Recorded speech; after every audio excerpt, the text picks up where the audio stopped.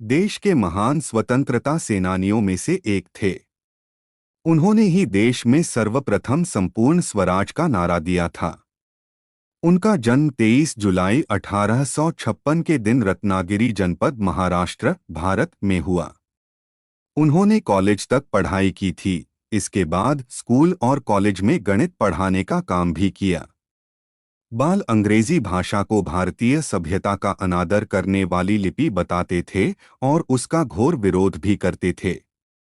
वह भारतीय कांग्रेस पार्टी में भी शामिल हुए, जहां उनकी गिनती गरम दल के नेताओं में की जाती थी। इसके अलावा जो सदस्य थे उन्हें नरम दल के नेता कहा जाता था। बिपिन चंद्र पाल, लाला लाजपत राय और लोकमान्य तिलक समान विचारधारा रखते थे। इन तीनों को लाल बाल पाल कहकर संबोधित किया जाता था।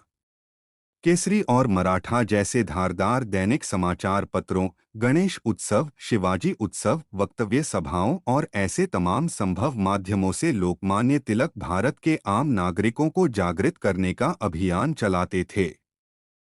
इसीलिए अंग्रेजों को वह बहुत खटकते थे।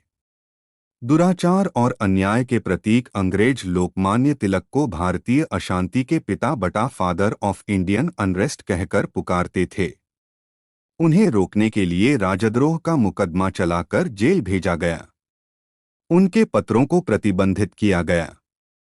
फिर भी आताताई अंग्रेज उनका मनोबल नहीं तोड़ सके। देवनागरी भाषा की वकालत, होम रूल लीग की स्थापना, देश के विभिन्न समाजले लोगों को जागृत करना और ऐसे कई राष्ट्रहित के कार्यों में लोकमान्य तिलक ने बढ़ चढ़कर हिस्सा लिया था। आइए इस महान फ्रीडम फाइटर की जीवनी के मुख्य बातों पर नजर डालें। लोकमान्य तिलक का अमूल्य योगदान। बाल गंगाधर तिलक आमूल परिवर्तनवादी माने जाते थे। वर्ष 1890 के दौरान वह भारतीय राष्ट्रीय कांग्रेस से जुड़े। भारत में ब्रिटिश हुकूमत को जड़ से खत्म करने की चाह रखने वाले बाल गंगाधर तिलक वह पहले व्यक्ति थे जिन्होंने संपूर्ण स्वराज की मांग उठाई थी। उन्होंने रोमन लिपि को हिंदुस्तानी भाषाओं के लिए अनुपयुक्त बताया और नागरी प्रचारिणी सभा में वक्तव्य देते हुए देवनागरी भाषा की वकालत की। बाल गंगाधर तिलक ने कहा था कि देवनागरी लिपि को समस्त भारतीय भाषाओं के लिए अब स्वीकार कर लिया जाना चाहिए। आम जनजागृति के महत्वपूर्ण अभियान को बल देने के लिए उन्होंने महाराष्ट्र भर में गणेश उत्सव तथा शिवाजी उत्सव एक दिन नहीं पर पूरे सप्ताह मनाने का चलन शुरू किया, ताकि देशवासियों को गोरों की काली करतूतों के बारे में बताकर जागृत किया जा सके।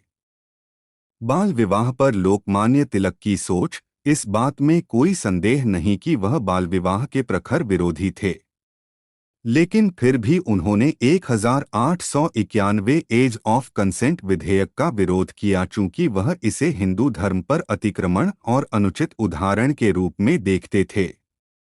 एज ऑफ कंसेंट विधेयक अनुसार लड़की के विवाह की न्यूनतम उम्र 10 से बढ़ाकर 12 वर्ष की गई थी। बाल गंगाधर तिलक पर राजद्रोह का आरोप। यह स्वतंत्रता सेनानी भले ही बापू की कांग्रेस से जुड़े हुए थे, लेकिन अन्याय बर्दाश्त कर लेना इनका स्वभाव नहीं था। इसीलिए कांग्रेस गरम दल और नरम दल में विभाजित हो गई थी। कांग्रेस में लोकमान्य तिलक अत्याचार का मुंहतोड़ जवाब देने की सोच रखने वाले अकेले नहीं थे। उनके साथ बिपिन चंद्र पाल और लाला लाजपत राय भी वैसी ही विचारधारा रखते थे। इसीलिए इन तीनों की तिकड़ी को लोग लाल बाल पाल कहकर बुलाते थे। बाल गंगाधर तिलक ने अपने समाचार पत्र केसरी में खुलेआम ब्रिटिश सरकार की कुरीतियों और अत्याचार के विरुद्ध लिखना शुरू कर दिया था। इसके परिणाम स्वरूप उन पर 124 ए के अंतर्गत मुकदमा चलाया गया। फिर 17 जुलाई 1897 के दिन उन्हें अरेस्ट करके 6 वर्ष कठोर कारावास की सजा सुनाई गई और राजद्रोह का अपराधी बनाकर मांडले, बर्मा की जेल में भेज दिया गया। सुरक्षा कानून की आड़ में अंग्रेजों का षड्यंत्र। ब्रिटिशर्स ने विश्व के कई देशों में राज किया है, इसीलिए उन्हें अच्छे से पता था कि विद्रोह की चिंगारी और जन जागृति कितनी खतरनाक हो सकती है।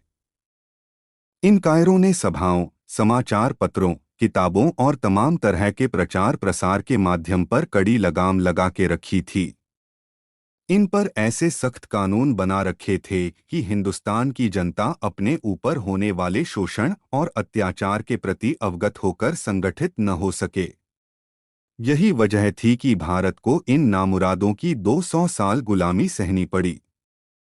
मांडले जेल में लोकमान्य तिलक को इसलिए 6 साल जेल भेज दिया गया चूंकि इन गोरे लुटेरों को पता था कि वह लोकमान्य तिलक भारत की जनता के दिल में अपने वक्तव्यों और प्रसार प्रचार पत्रों के द्वारा आज़ादी का जुनून भर सकते हैं, और ऐसा होने पर अंग्रेजों की नाक में दम होना तय था। जेल में बाल गंगाधर तिलक ने कुछ किताबों और राजनैतिक पत्र लेखन की मांग की, लेकिन उन्हें ठुकरा दिया गया। फिर भी वहां उन्हें एक किताब लिखने की छूट दे दी गई। तथ्यों के अनुसार कारावास के दौरान ही उनकी पत्नी का स्वर्गवास हो गया था। All India home rule league से जुड़े तथ्य। एनी बेसेंट और लोकमान्य तिलक ने इसकी स्थापना की थी। इस आंदोलन का प्रमुख उद्देश्य पूर्ण स्वराज प्राप्त करना था। वर्ष 1916 में शुरू किया गया यह आंदोलन बाल गंगाधर तिलक की प्रसिद्धि का बड़ा कारण बना।